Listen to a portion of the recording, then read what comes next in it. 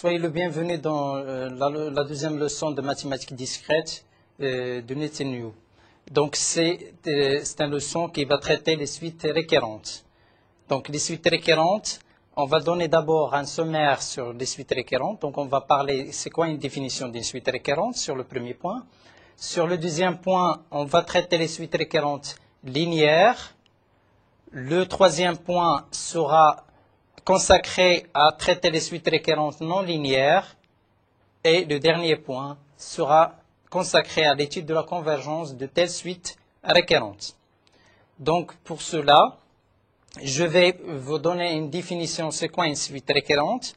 D'une manière générale, une suite récurrente est une suite définie de manière générale par la donnée de I0, c'est le premier terme de ma suite, et à partir de n supérieur ou égal à 1, mon terme de la suite un plus 1 est égal à une fonction f qui dépend de I0, I1 jusqu'à In.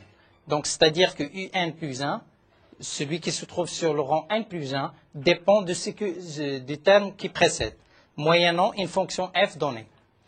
U0, c'est le point initial, c'est le premier terme de ma suite. Rappelons que f il peut être une fonction continue ou non. Donc, ce que je peux dire, c'est qu'en partant d'un rang n plus 1, je sais définir ma suite Un plus 1 en fonction des suites qui sont précédemment définies. Donc, pour ceci, donc, sur les suites récurrentes, je vais parler des récurrences linéaires, cas où ma fonction f est une combinaison linéaire des termes de suite Un, Un-1, Un-k. Donc, c'est-à-dire que Un plus 1, c'est une fonction de ces termes de la suite Un, Un-1 jusqu'à Un-1, N-k. Où f n'est rien d'autre qu'une combinaison linéaire de ces termes de la suite. C'est-à-dire Un plus 1, c'est une sommation de A et K, K allant de N K allant de N-k à N, et en somme les termes de ma suite. Donc, un exemple de telle suite récurrente, je fais en fait d'une suite de Fibonacci définie par la donnée de conditions initiales et d'une règle de récurrence. Les conditions initiales, ce sont celles qui sont écrites ici. Le I1 égale à 1, le I2 égale à 2, et ma suite Un plus 1, la règle de récurrence, ceci, pour n supérieur ou égal à 2, Un plus 1 n'est rien d'autre que la somme des deux termes de ma suite qui les précèdent directement. Donc, je peux le traduire sous forme d'une autre définition. Vous voyez là, on démarre à 1, donc on peut démarrer à 0, sachant que la condition initiale va être modifiée. U0 égale à 0, U1 égale à 1, Un plus 1 égale à Un plus In moins 1 pour tout n supérieur ou égal à 1. Donc, ça, c'est une suite de Fibonacci. Il s'agit bien d'une suite récurrente linéaire, puisque chaque terme de ma suite n'est rien d'autre qu'une combinaison linéaire, et en plus, les coefficients de ma combinaison linéaire, ce sont des coefficients constants qui vaut 1. Donc, le deuxième point sur les suites récurrentes, on va parler des récurrences linéaires à coefficients constants, donc, dont la suite de Fibonacci fait partie. Puisque toutes les AI que je viens de parler ici, ce sont des constantes qui vaut 1. Récurrence linéaire à coefficient constant. Dans ce cas, la règle de récurrence est définie par toujours une combinaison linéaire de tous les termes en partant de In, puisque je suis au rang n plus 1, je calcule Un plus 1 comme une combinaison linéaire de mes termes de ma suite Un jusqu'à In-k. Où les A et 0 qui sont définis ici, qui définissent des termes de Un, pour que Un plus 1 totalement déterminé, il faut que les AN soient connus à l'avance. Où les AN ne sont pas des éléments, en fait, des réels qui dépendent de N. Donc, ce sont une suite qui est indépendante de N. Donc, j'aurai A0, A1, AK, et les données une fois pour toutes, et je peux calculer mes termes de la suite Un plus 1 en faisant cette combinaison linéaire à coefficient constant. Exemple 1, la suite récurrente définie par Un égale à 3 fois Un moins 1 plus Un moins 2. Donc, il s'agit bien d'une somme deux termes qui précèdent, on les multiplie par 3 pour calculer IN. Et ceci pour tout n supérieur ou égal à 2, parce que pour n inférieur ou égal à 2, n'a pas de sens cette règle de calcul. C'est pour cela qu'on impose des conditions initiales. Des conditions initiales qui se traduisent par la valeur de I0 égale à 1 et la valeur de I1 égale à 2. Et pour tout n supérieur ou égal à 2, il se traduit par le calcul de 3 fois UN moins 1 plus UN moins 2. Donc en partant de I0, I1, je sais calculer I2. Comment je peux faire calculer I2? I2, d'après la règle qui est écrite ici, I2 n'est rien d'autre que 3 fois U1 plus I0. Je remplace I0 par sa valeur qui est 1. Je remplace U1 par sa valeur qui est 2. Donc j'aurai 1 plus 2, ça fait 3. 3 fois 3, ça fait 9. Donc I2 égale à 9. Et de proche en proche, je peux calculer mes suites UN grâce à cette règle de récurrence, plus ces conditions et limites. Donc, ils sont bien nécessaires, ces conditions et limites, car sinon, je ne sais pas définir I2, si je n'ai pas la donnée de I0 et I1. Donc, les suites, ce passage, c'est de parler des suites récurrentes linéaires d'une manière générale. On vient de donner des exemples de suites récurrente à coefficient constant, et j'ai parlé de suite de Fibonacci qui est définie comme étant une suite définie par les conditions initiales I0 égale à 1, égale à 0, U1 égale à 1, et UN est la somme de UN plus UN moins 1. Et ceci, quel que soit n, supérieur ou égal à 1, à 2. Une suite récurrente linéaire, on va parler de limite de cette suite, puisqu'on a parlé dans le premier leçon sur la convergence des suites. Là, de ma manière, suite récurrente n'est rien d'autre qu'une suite numérique aussi. Et je vais parler de limite de suite récurrente dans de certains cas particuliers. À titre d'exemple, limite des suites récurrentes. Les suites étudiées que je vais étudier leur convergence, ce sont les suites linéaires de la forme suivante. C'est-à-dire que UN plus 1 égale à Q fois UN plus B. C'est-à-dire n'est rien d'autre que mes termes de la suite dépendent uniquement du terme de la suite qui le précède directement. C'est-à-dire UN plus 1 est une fonction uniquement du UN et qui fait intervenir comme paramètres Q et B. Ou bien de travailler avec la suite UN plus 1 qui est définie comme étant 1 moins Q fois UN plus Q fois UN moins 1. Donc là, il s'agit bien de parler d'une combinaison linéaire des deux suites, des deux termes de suite qui précèdent UN plus 1, et dans les coefficients qu'on a dit au départ dans la définition générale d'une suite récurrente linéaire à coefficient constant, que les AI sont connus. Les AI, pour AN, c'est 1 moins K, AN moins 1, c'est Q, et le reste, c'est des zéros. Et c'est pour cette suite-là, qui est définie soit de cette façon ou de cette façon, que je vais étudier la notion de limite de suite récurrente. Ensuite, on va parler de les suites non linéaires, récurrentes non linéaires, qui s'écrivent de la forme UN plus 1 égale à une fonction f de UN. On voit très bien qu'il s'agit d'une fonction uniquement de UN. La suite récurrente UN plus 1 qui est égale à QUN plus B est dite satisfaisante si de plus B égale à 0 et I0, qui est le premier terme de ma suite, est égal à un réel non nul. Donc, je répète, une suite est dite récurrente est dite satisfaisante, qui s'écrit de cette manière-là, UN plus 1 égale à Q fois UN plus B, si B égale à 0, et I0, qui est le premier terme, est égal à un réel A non nul. Et non linéaire parce que f il est quelconque ici. Donc il faut rappeler que UN plus 1 égale à Fn, il peut être quelconque. Une fonction quelconque. La limite de la suite UN, quand n tend vers l'infini, donc pour cette suite qui est définie comme étant une suite particulière de la forme UN plus 1 égale à Q fois UN plus B, ou bien de 1 moins Q fois UN moins 1 plus Q fois UN, je vais étudier le point limite, puisqu'il s'agit bien de parler de la convergence de la suite. La suite IN, pour n suffisamment grand, il y a plusieurs cas de figure. Si le Q qu'on a utilisé dans la définition de n plus 1 est égal à Q fois UN plus B, et en valeur absolue inférieure ou égale à 1, a pour limite 0. Et si Q égale à 1, a pour limite A, et je rappelle que A n'est rien d'autre que le premier terme est 0. Donc U0 égale A non nul, puisqu'il s'agit d'une suite récurrente satisfaisante. Et quand Q est supérieur ou égal à 1, j'ai la divergence de ma suite UN. La suite récurrente définie par UN plus 1 égale à QUN plus B diverge puisqu'elle tend vers plus l'infini quand Q est supérieur à 1.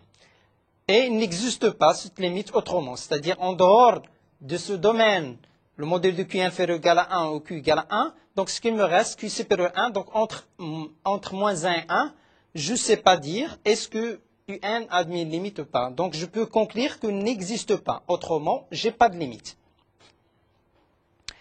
Donc la démonstration pour ça, on va prendre un B non nul de la suite. Et on suppose que ma suite converge vers un point limite qu'on note U. Elle est nécessairement solution de l'équation linéaire U égale à Q fois U plus B. Pourquoi? Parce que si ma suite converge, j'ai par définition UN plus 1 égale à Q fois UN plus B par passage à la limite quand n tend vers l'infini.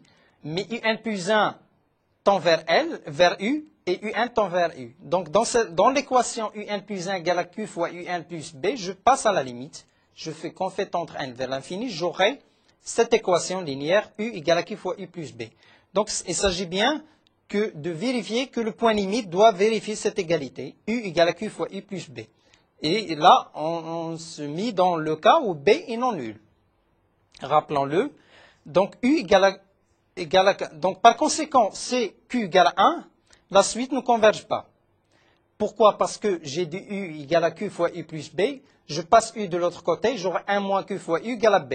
Quand Q égale à 1, j'aurai 0 fois U égale à B, B non nul, donc on n'aura pas la convergence. Parce que si ma suite est convergente, le point limite doit nécessairement vérifier l'égalité U égale à Q fois U plus B.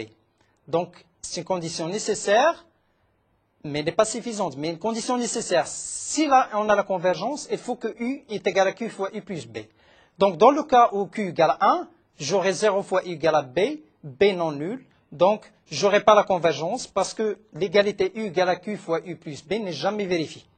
D'autre part, si on introduit la suite Vn, pour étudier toujours la convergence, je vais poser Vn égale à Un moins U. Je rappelle que I, c'est le point limite de ma suite récurrente Un définie par Un plus 1 égale à Q fois Un plus B. Si la suite Un converge, la suite Vn doit forcément converger vers 0.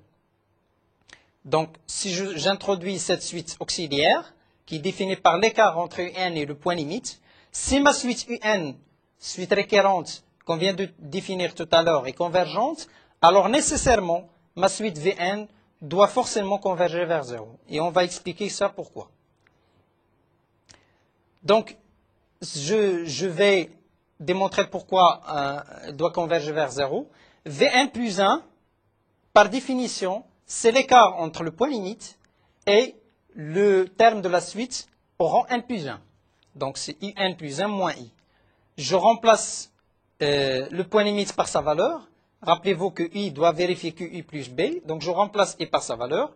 J'aurai Un plus 1 moins Q fois I plus B. Donc, cette différence me donnera, bien sûr, Un plus 1.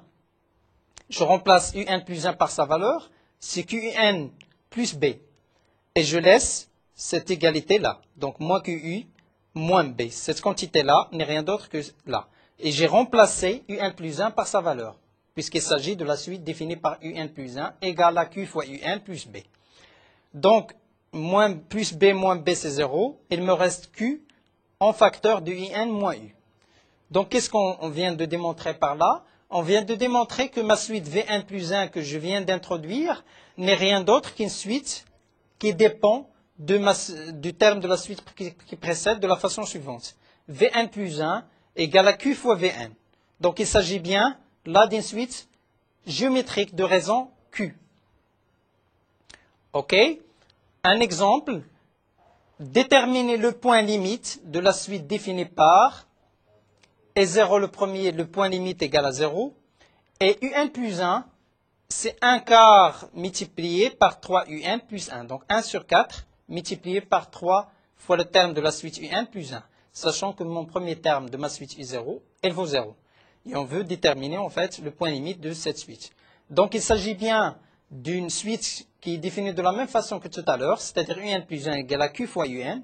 Bon, le q, le paramètre qu'on a défini dans la suite récurrente, c'est 3 sur 4, et la valeur de b, c'est 1 quart. Et b, il s'agit bien d'un élément différent de 0.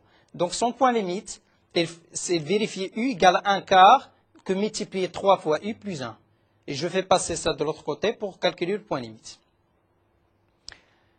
Donc, ici, on va donner, en fait, puisqu'on a parlé de suite récurrente qui est définie de la façon un plus 1 égale à q fois un plus b, cette fois-ci, on va parler de la convergence de la suite qui est définie de la façon suivante. I0 égale à 0, I1 égale à 1. Donc, on se donne les deux premiers termes de ma suite et je définis la règle de récurrence comme étant un plus 1 égale à 1 moins q fois un plus q fois un moins 1. Donc là, elle dépend des deux, chaque terme, il dépend des deux termes qui les précèdent directement. Et les coefficients sont constants. Il s'agit de an égale 1 moins q et an moins 1 c'est q, le reste c'est 0. Donc, toujours dans la convergence, la recherche de points limites de cette suite, je fais passer n à l'infini. Donc, je vais passer à la limite dans cette égalité-là. Le passage à la limite dans la relation, dans la règle de récurrence, se traduit et ne donnera rien. Pourquoi? Parce que un plus 1 est tend vers i est égal à la limite de in quand n tend vers l'infini. J'aurai u égale à 1 moins q fois u plus q fois u. Donc, moins qu plus qi égale à 0. Donc, j'aurai u égale à e. Donc, j'aurai rien à déterminer à partir de cette façon de faire. Parce que le fait de dire que un tend vers, d'étudier le comportement du point limite comme étant par passage à la limite ne me donnera rien pour cette suite récurrente définie par cette règle de récurrence. Donc, il faut trouver autre façon pour chercher le point limite de cette suite récurrente définie par cette règle-là. Pour faire ça, donc, qu'est-ce qu'on va faire? On va étudier, on va prendre une suite récurrente yn qui est définie comme étant l'écart entre le terme de la suite un moins 1. Je prends la différence de deux termes consécutifs pour définir ma nouvelle suite yn. Donc, yn qui est égal à par définition un moins 1. Donc, je vais remplacer un, donc yn plus 1. Donc, je veux étudier le comportement de ma suite yn. Donc, pour cela, je vais évaluer y au point n plus 1. Y au point n plus 1 est égal à u de n plus 1 moins i de n, d'après la définition. Et je fais remplacer n plus 1 par sa valeur. D'après la définition du n plus 1, c'est 1 moins q fois un plus q fois un moins 1 moins un. Donc, je laisse moins un à sa place. Et j'ai fait que remplacer un plus 1 par sa valeur. Qui est égal, je vais trouver en fait un. Donc, vous voyez que 1 moins q fois un est égal à un moins q fois un. Un moins un, et s'en va, donne à 0. Donc, j'aurai moins q fois un plus q fois un moins 1. Donc, je fais sortir moins q à l'extérieur, j'aurai un moins un moins 1. Et je retombe de nouveau sur moins q fois yn. Donc, yn plus 1 pour cette suite que je viens de définir pour calculer le point limite de ma suite récurrente définie par un plus 1 égale à 1 moins q fois un plus q fois un moins 1, je tombe sur une suite qui est à nouveau une suite géométrique. Yn plus 1 est égal à moins q fois yn. Q, c'est la raison de ma suite géométrique. Et suivant la valeur de q, je peux déduire est-ce que ma suite un converge. Rappelez-vous qu'une suite géométrique, pour qu'elle converge, il faut que le module, la valeur absolue de q, soit inférieur ou égal à 1. Donc, pourquoi? Parce qu'il s'agit bien de Vn une suite. Donc, en partant d'une suite un définie par un plus 1 égale à un, 1 moins q fois un plus q fois un moins 1, nous avons ramené cette suite à une suite géométrique définie par yn plus 1 égale à moins q fois yn. Et une suite géométrique, pour qu'elle converge, il faut que la raison de cette suite géométrique soit inférieure ou égale à 1. Donc, conclusion, on conclut que la suite un est convergente si seulement si le modèle de Q est inférieur ou égal à 1. Pourquoi? Parce que nous sommes tomber de nouveau sur une suite géométrique. Et je rappelle qu'une suite géométrique de raison Q, pour qu'elle converge, il faut que le modèle de Q soit inférieur ou égal à 1. Alors, dans ce slide, donc, je vais essayer d'utiliser d'autres méthodes pour assurer la convergence de ma suite UN plus 1 égale à 1 moins Q fois UN plus Q fois UN moins 1. Donc, on peut étudier la convergence de la suite UN en utilisant la suite Vn, cette fois-ci, égale à UN plus QUN moins 1. Donc, je rappelle que je vais utiliser de nouveau une suite numérique auxiliaire définie par Vn égale à UN plus Q fois UN moins 1. Et je vais étudier le comportement de ma suite. On a Vn plus 1 par définition sur UN plus 1 moins QN. Donc, je remplace UN plus 1 par sa valeur. Donc, j'aurai UN plus 1 est égal à 1 moins Q fois UN plus Q fois UN moins 1. Et je laisse intacte la quantité QUN. Et qu'est-ce que je vais faire? Je vais faire les simplifications qu'on a. Donc, UN moins Q fois UN plus QUN donnera 0. Il me reste UN plus QUN moins 1. Donc, UN plus QUN moins 1. Et ça n'est rien d'autre que Vn. Ce qui implique quoi? Que, quel que soit Vn, Vn plus 1 égale à Vn. Donc, on tombe sur une suite qui est stationnaire. Une suite qui est dite stationnaire, je rappelle qu'une suite numérique est dite stationnaire, c'est quel que soit n, les un coïncident avec, pour tout n, un égale à une constante donnée. Là, on voit très bien que ma suite auxiliaire que j'ai utilisée, c'est une suite qui est stationnaire, puisque je viens de démontrer, en utilisant la propriété de la règle de récurrence de ma suite un, je viens de démontrer que quel que soit n, Vn plus 1 n'est rien d'autre que Vn. Ensuite, ce qui prouve que ma Vn est une suite constante, donc sa valeur, c'est la valeur au point initial. On déduit que le point limite I de la suite In est U égale à la limite de In, quand n tend vers plus infini est égal à A1 plus Q fois A0 sur 1 plus Q. Donc il s'agit bien de Vn une suite constante. Donc puisqu'il c'est une suite constante, donc égale à la valeur au point 0. Et la valeur au point 0, c'est celui qui me permet de calculer la limite de In. Et je peux dégager le point limite de ma suite Un défini par Un plus 1 égale à 1 moins Q fois Un plus Q fois Un moins 1 a pour limite U qui est égal au rapport entre A1 plus Q fois A0 sur 1 plus Q. Q c'est le paramètre de ma suite, A0 c'est le premier terme de ma suite, A1 c'est le second terme de la suite. OK? Donc, preuve pour ça, donc la suite UN converge, c'est seulement si elle est de Cauchy. Une suite est convergente, je rappelle qu'une suite est de Cauchy, elle est convergente, donc elle est de Cauchy. Ce qui est équivalent à dire que YN converge vers 0, donc le modèle de Q est inférieur ou égal à 1.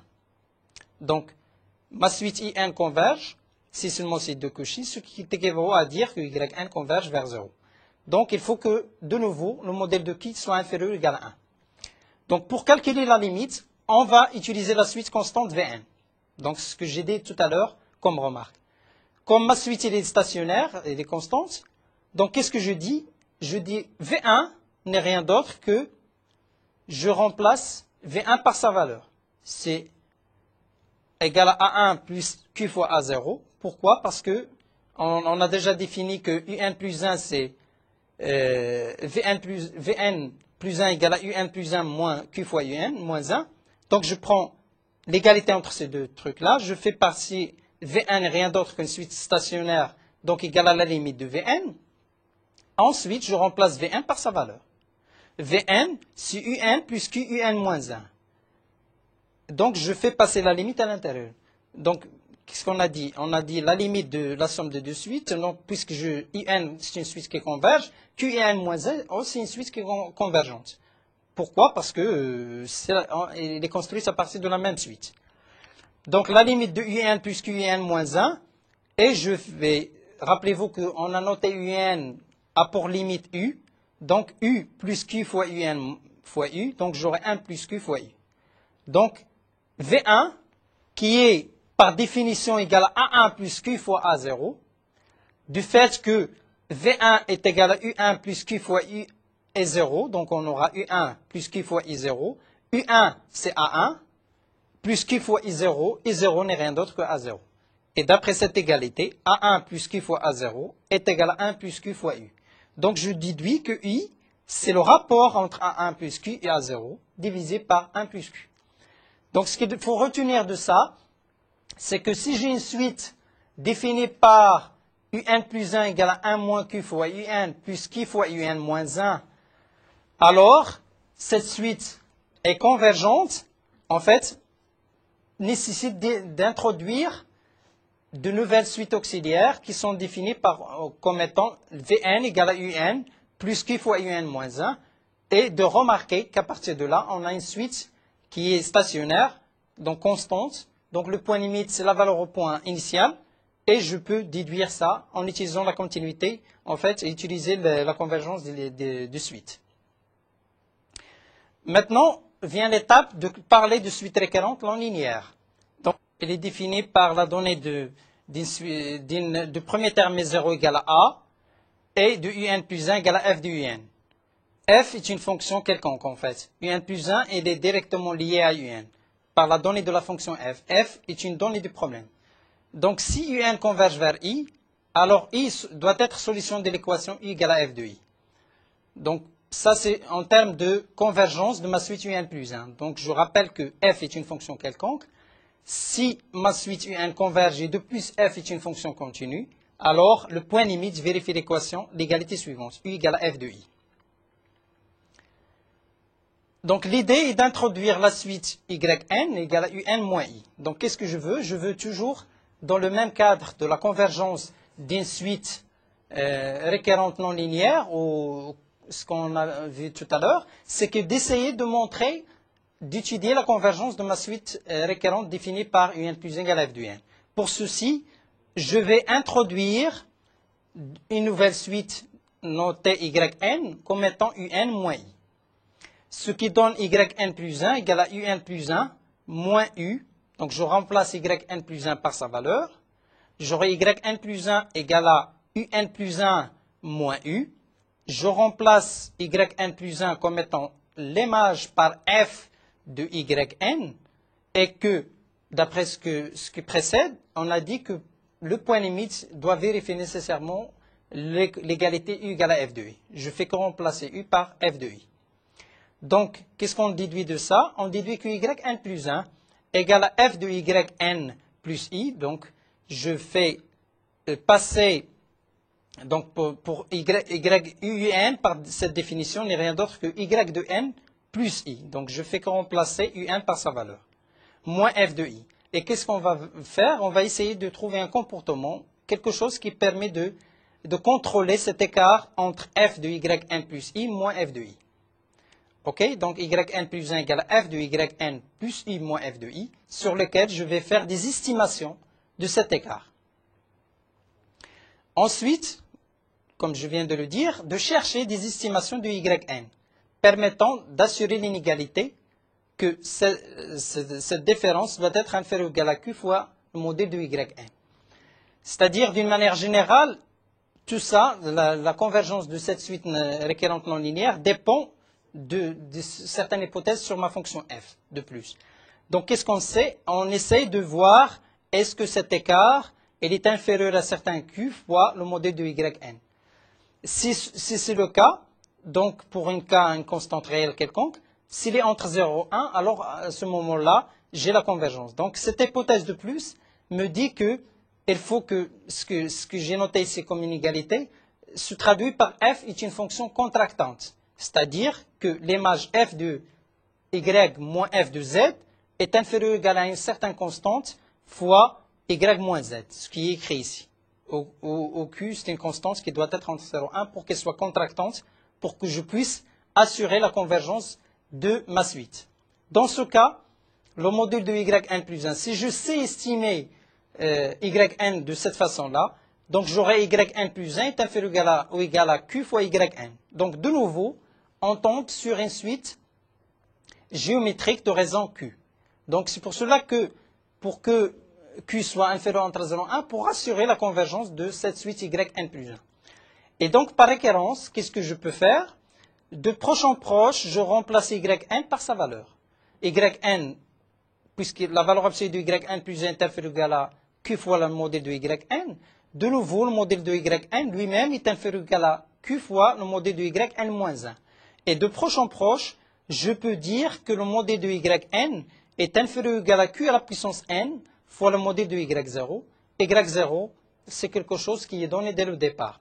Et le modèle de q, pourquoi on veut qu'il soit inférieur entre 0 et 1? Puisque la suite définie par un égale à q à la puissance n est une suite convergente pour q entre 0 et 1. Et en dehors de ça, c'est une suite pour q égale à... en dehors de ça, c'est une suite qui diverge. Mais moi, j'ai un intérêt à trouver une suite dont le comportement est une suite géométrique. C'est pour cela que si je sais estimer le modèle de yn plus 1, je peux dégager de ça que ma suite yn, par passage à la limite quand n devient assez grand, que le modèle de yn converge, en fait le modèle de yn converge vers 0. C'est-à-dire que, en partant de ma suite un définie par un plus 1 égale à f de un, j'ai introduit une suite yn comme étant ce que je viens de définir tout à l'heure, et si je sais estimer le modèle de yn, alors à ce moment-là, si j'ai la convergence de ma suite yn vers 0, je peux conclure que ma suite un converge aussi. Donc, exemple de telle suite, on va essayer de calculer la limite de la suite yn définie par yn, cette fois-ci, c'est 1 sur 3, mais que multiplier 3yn moins yn au carré plus 4. y0, le terme initial, il vaut 0. Et on voit très bien qu'il s'agit bien là d'une suite, en fait, qui est non linéaire, puisqu'il y a une puissance au carré là du terme yn. Ma suite yn plus 1 est égale à 1 sur 3, 3y moins yn au carré plus 4. OK, donc y0 égale à 0. Donc il s'agit bien d'une suite non linéaire, récurrente non linéaire. Donc on va passer, donc il va laisser à titre d'exercice, et on va passer à l'étude de la convergence de ça. Donc preuve, si ma suite yn converge, donc je fais l'hypothèse que ma suite yn converge. Donc si ma suite yn converge, je vais noter son point limite y. Alors sa limite y est une solution de l'équation de degré 2. Donc on remplace yn plus 1 par sa valeur, et je fais passer la limite ici.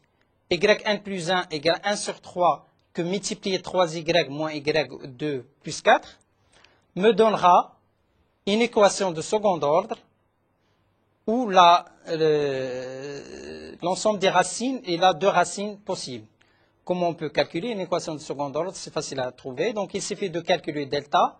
Donc d'une manière générale, je rappelle que si j'ai une équation ax au carré plus bx plus c égale à 0, alors cette équation ax au carré plus bx plus c égale à 0 a une solution. Si seulement c'est delta que je dois évaluer, qui vaut par définition b au carré moins 4ac. Si b au carré moins 4ac est positif, alors je peux dire que j'ai une solution double. En fait, j'ai deux solutions que je note y2, y plus et y moins. Si mon delta est négatif, il n'y a pas de solution réelle. Et si le delta est nul, alors j'ai une solution double dont la solution c'est moins b sur 2a. Donc ici, y est la 1 tiers 3y moins y au carré plus 4. Si on calcule le delta, on va tomber sur un delta qui est positif, strictement, donc qui donnera naissance à deux racines possibles, y plus égale à 2 et y moins égale à moins 2. Donc, le point limite, par passage à la limite, qu'est-ce qu'on a? On a essayé d'évaluer sa valeur du point limite, y plus égale à 2, y moins égale à moins 2.